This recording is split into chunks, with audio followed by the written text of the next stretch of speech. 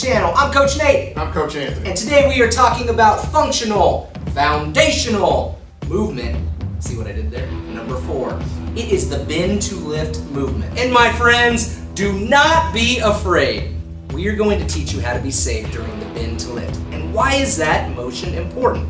In the strength world, or the athletic world, when we think of bend to lift movements, we're thinking deadlifting something.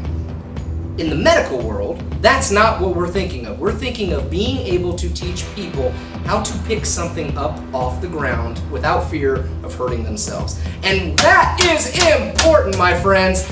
You might want to plug your ears because that was loud. I love it. Over the course of the next couple videos, we are going to teach everyone how to safely pick things up off the ground. We'll see you in there.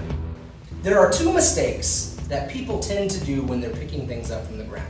The first one is lifting without actually bending their legs. That's why when people say lift with your legs, when you bend over and pick something up without actually bending your legs, you're putting a lot of pressure on your lower back. So when we say lift with our legs, that just means bending over at the torso with our knees bent.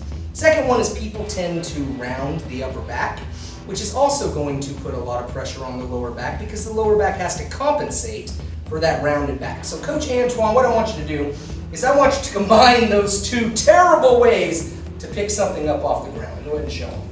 Just like that. So look at his legs. His legs are straight, and we have this beautiful St. Louis arch right here.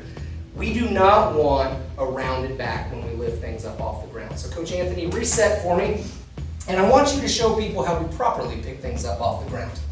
We're going to bend at the hips. We're going to keep our back straight. And then we pick that sucker up. That's 55 pounds, folks. He's strong. He's meaty. We love it. But we're not going to start there. We're going to do something much more basic. So Coach Antoine, put that sucker down. And I want you to stand up nice and tall. And I want you to put your hands out in front of you. Okay?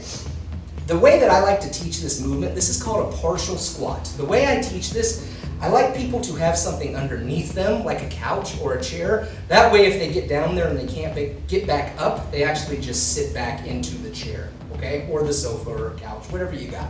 But all I want Coach Antoine to do is pull his shoulder blades down and back, keep his back nice and straight, and he's going to sit back. When I say sit back, that's stick your butt out. Just stick your butt out and bend your knees slightly and then stand back up.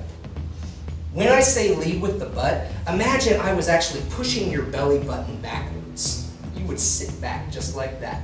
If you combine that with bending the knees just slightly, you're not going to actually have any pain with that, but you're still going to strengthen those quadricep muscles and the hamstring muscles on the way down. When we go down, we're working the glutes and the hamstring, and when we stand up, we're working those quadricep muscles. All of that is building up to being able to get all the way down there to pick something up. That's step 1. We'll see you soon for step 2. Hallelujah, the bend to lift. See, it's not so bad, my friends, and it is important.